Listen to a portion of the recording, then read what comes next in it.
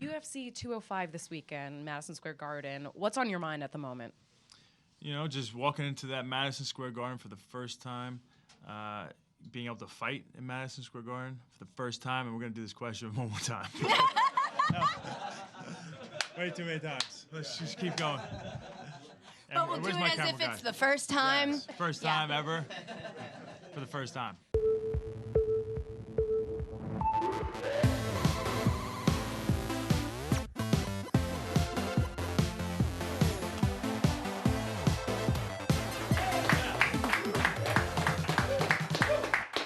Hey guys, welcome to Garbage Time. I'm your host, Katie Nolan. Tonight on the show, I help Chris Weidman talk trash before his big fight.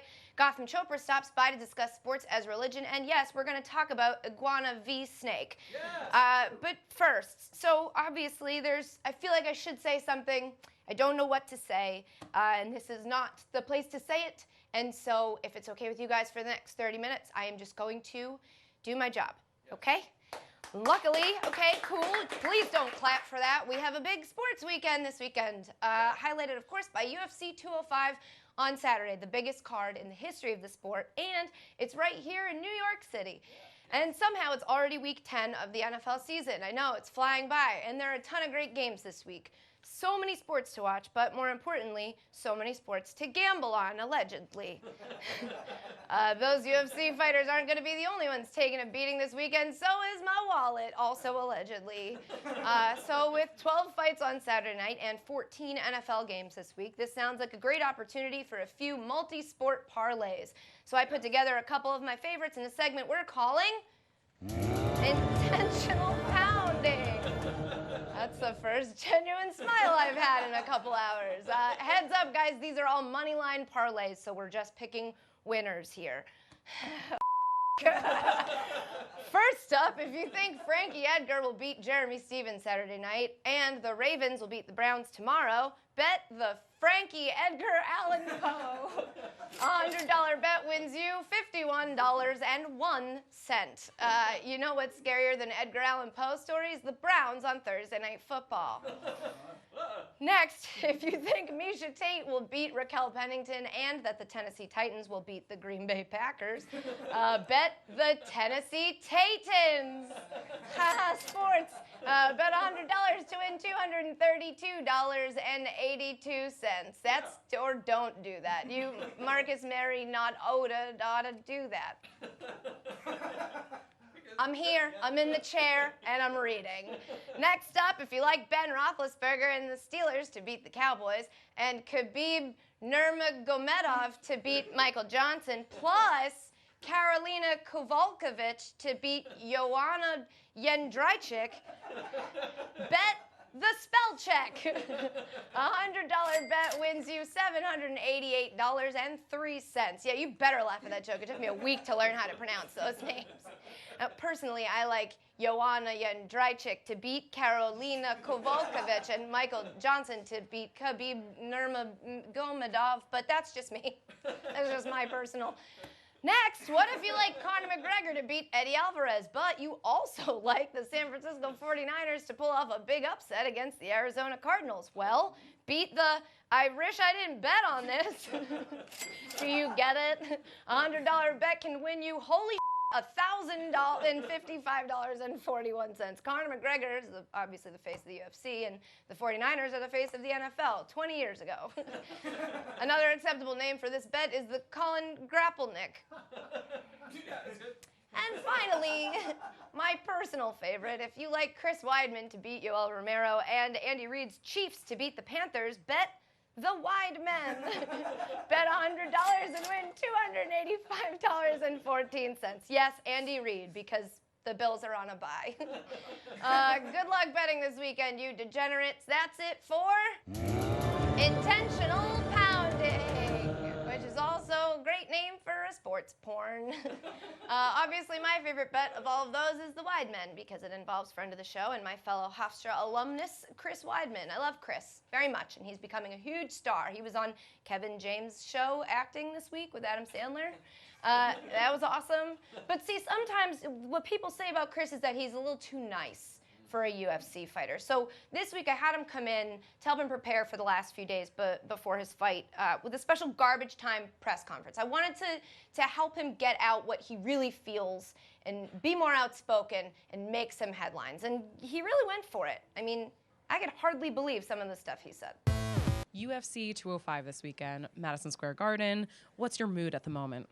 I'm feeling great. Real excited for this fight. I trained really hard, going against a tough opponent, Yoel Romero, and I'm excited to go out there and get a W. Next question. Sorry, before we move on, he's also, what's on his mind is absolutely destroying the mindset, the body, and the face of his opponent, physically, emotionally, mentally, financially, with his fists and his fury. Next question, thanks. You lobbied the state assembly to allow UFC 205 to happen in your home state of New York. How does it feel to be fighting in front of your home crowd? It feels amazing. I got into the sport about 8 years ago, and since then, when I first started out, before I got into UFC, my home away from home was New Jersey, and since then, I haven't been able to fight even on the East Coast since I've been in the UFC. And so to come back to the East Coast, go back to New York, and be able to fight in front of my family, friends, and fans is a dream come true. New York City in the house, up in this bitch.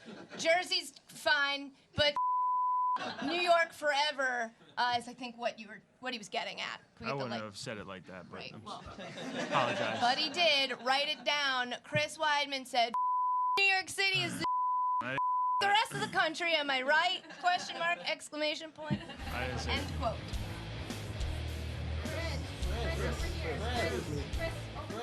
Your opponent, Yoel Romero, is a strong wrestler like you. How are you preparing for him? He definitely has good wrestling. He was an Olympic wrestler out of Cuba. But he's been taking down a lot in his fights. He's shown weakness with the MMA wrestling. And, I think as an all-around fighter is where I'm going to take advantage of him. Did he win a gold at the Olympics? No. This ain't the Olympics, bitch. You didn't even get a gold. Like, anybody who wants to get a gold can get a gold. I think they just give them away in the Olympic Village, and you didn't even get one. So, welcome to the octagon.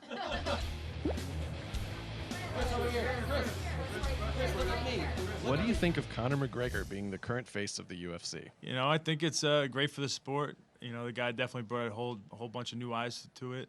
What can I say? Conor McGregor is what you can say. What does he have that you don't have? Nothing. A flag for Ireland. Who likes Guinness anyway? Nobody. You know what I like? Budweiser, America beer. Question for Chris. Do you think you should get the title shot at Michael Bisping if you win? Yeah, I think I deserve to get the title shot. I defended my belt a bunch of times. I only have one loss on my record, and I go out there and get a W over Yoel Romero. I think I definitely deserve a title shot. Are you kidding me asking that question? Do you know who he is?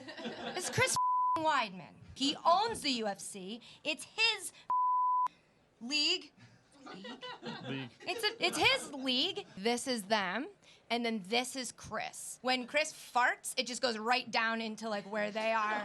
And like a day later, they smell it. That's how far below him they are. And you for even asking that question. You should be ashamed of yourself. Do you have any other questions? You said if you were to fight Bisping, it would be the easiest UFC fight in your career. Why?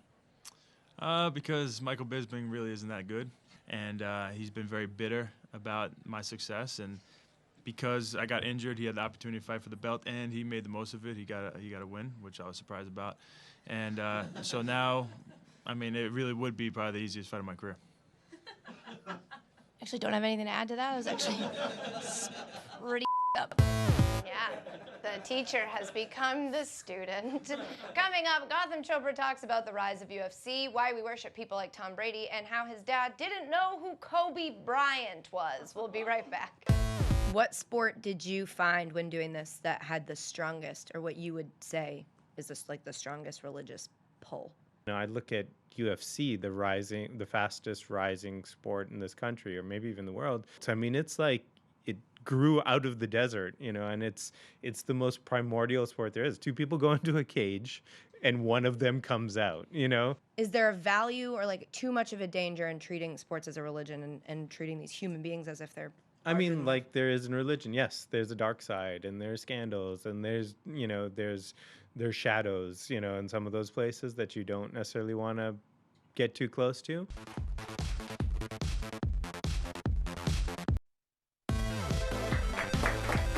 Welcome back to Garbage Time, guys. On the Garbage Time podcast this week, we had a very cool guest, author and filmmaker Gotham Chopra, who came by to talk about his new documentary series for the Audience Network, Religion of Sports. Gotham discussed how we as fans treat sports in a similar way to how we treat religion, from NASCAR to the NFL. He also had some incredible stories about his dad, Deepak Chopra, how Tom Brady helped him make the series, and being friends with an athlete that he hated, Kobe Bryant. It was one of the more interesting conversations we've ever had on the pod, so check it out. Tell me a little bit. Give me like the elevator pitch. The elevator pitch is Religion of Sports explores the dynamic subcultures around sports. It's the convergence of spirituality and sports, which I think is not just like a metaphor, it's a real thing. Everything we associate with religion and spiritual traditions exist in sports. It's funny because it makes you sometimes feel, working in sports and caring so much about sports, I feel like I'm not doing anything larger than me. There's no bigger, but that's why your documentary makes me very happy because now I feel like I have a bigger purpose. Yes, yeah. Because it's like a religion. It absolutely, it's not like religion, it is a religion. Good, okay, I'll start writing this on my census forms. Yeah. What sport did you find when doing this that had the strongest, or what you would say is this like the strongest religious pull? I look at UFC, the fastest rising sport in this country, or maybe even the world. It grew out of the desert, and it's the most primordial sport there is. Two people go into a cage, and one of them comes out. And so your dad hates sports.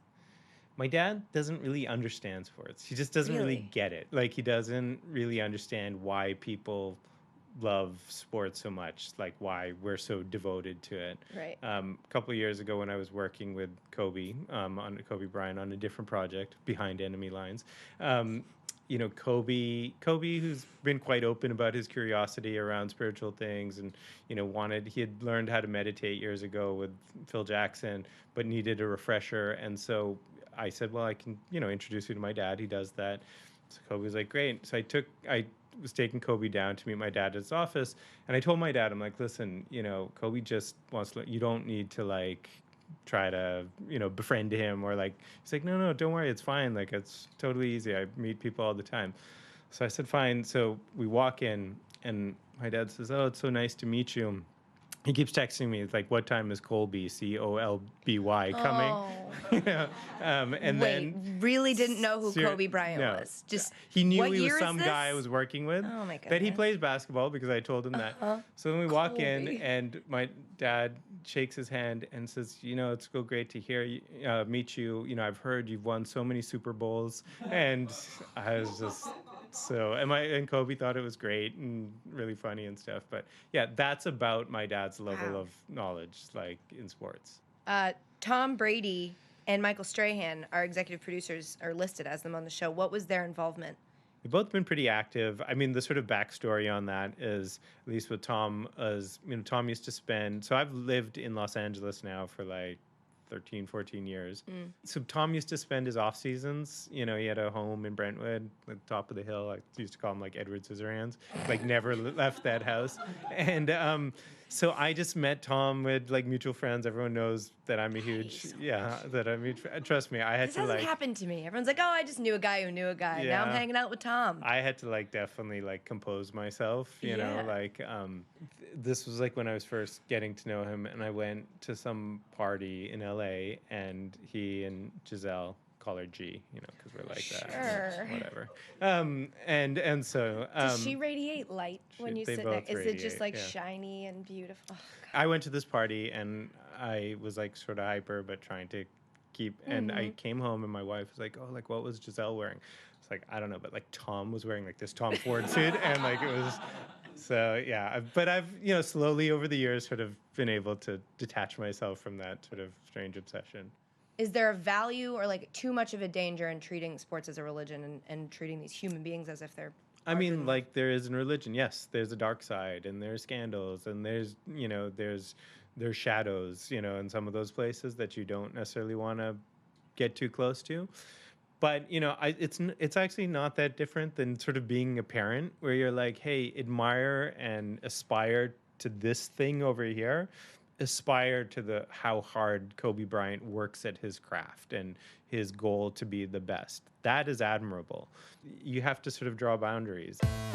Coming up, squirrels and dogs and goats and snakes. That's right, it's an all-animal ad drop, because sometimes you need a break from humans. Stick around.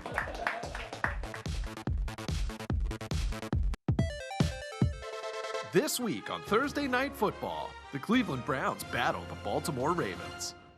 The Browns continue to chase history, just 7 games away from the impossible. Can they really go 0-16? Not if the also-terrible Ravens have anything to say about it. Can Joe Flacco suck enough to blow the game and end the Browns' chances for imperfection? Look, Ravens, if you lose to the goddamn Browns, you're gonna ruin a lifetime of 0-16 Browns jokes. So I don't know, give the ball to Terrence West? Or throw to Steve Smith? God, that's your offense? Thursday Night Football. Browns, Ravens. History is on the line. It's too real. It's too real. Welcome back to Garbage Time, guys. It's time for ad drop. Yep, it's time to add and drop things from our lives. First up, I'm gonna add squirrels. Because at Lambeau Field on Sunday during the Colts-Packers game, a squirrel wanted in on the action. Here it is in the end zone, running out of bounds. Can't come back in, squirrel. And now they're looking for him, and they can't find him. And oh, there he is, squirrely little guy. Hey, Aaron Rodgers, he's wide open. He's wide open to hit him with a pass, bro. Give him the ball. Illegal squirrel downfield, 5-yard penalty, still second down. Oh, wait, you throw the flag probably first. What are sports? And I'm gonna drop snakes for trying and failing to take down a baby iguana in a video that I'm sure you've all definitely seen by now 1,000 times if you're anything like me. Let's have a look at it though, because it's that good. First of all, I love the way iguanas run. I did not know that. But look at all those snakes. There are so many. And then you think they get him and it's the worst, but no. He prevails. At least one of us. So he just gets away, and that iguana will live another couple days probably. It's a lot of snakes. That's the Ezekiel Elliott of iguanas. Next up, I'm gonna add goats, because after their first World Series win in 108 years, not goats, Cubs president of baseball operations Theo Epstein and his staff ate goat at Wrigley Field to signify the end of the Cubs' infamous goat curse. You might not see it there. He's holding it. The goat is holding the goat.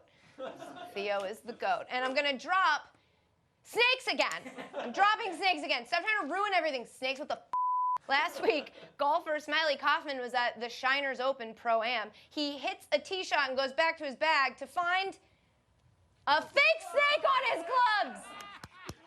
It's not funny. Fake snakes are not a funny joke. They scare people.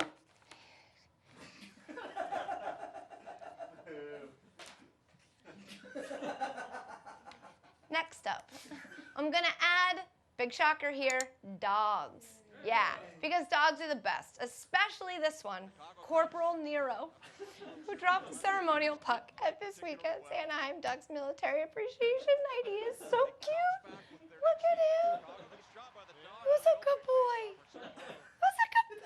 He dropped that puck, but I'm adding him.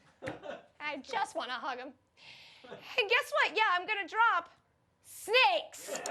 All of the rest, every snake is still there, drop it. Because did you not think it could get worse? They're attacking our iguanas. They're scaring our golfers whose names are Smiley, like the least assuming name ever.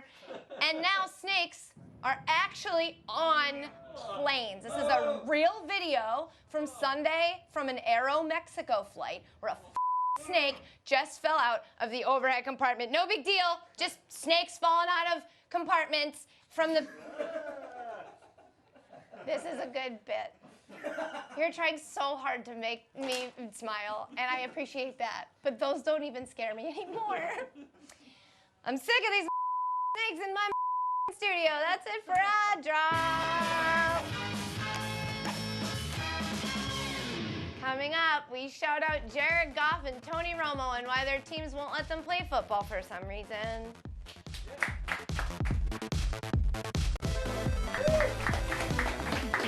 Welcome back to Garbage Time, guys. Running out of time on the show, darn. But there's some stuff we didn't cover, so before we go, some quick shout-outs. Shout out to the San Diego Chargers, who did not get funding for a new stadium and may now move to Los Angeles. It's about time LA gets an NFL team. Speaking of NFL and LA, shout out to Jared Goff, who reportedly won't start until the Rams are out of playoff contention. So see you 3 weeks ago. Shout out to Tony Romo, who is now healthy enough to play Madden. And finally, shout out to our Garbage Time Hero of the Week. This week, it's this guy. It's a video! Yeah! It's a video, Kobe! Suck it, Kobe! That's all for this week, guys. Big thanks to Gotham Chopra and Chris Weidman for stopping by. Good luck Saturday night, Chris. We're all rooting for you. Thanks to you guys for watching. Sorry again. I'll be back next week. Have a great week. Here's more garbage.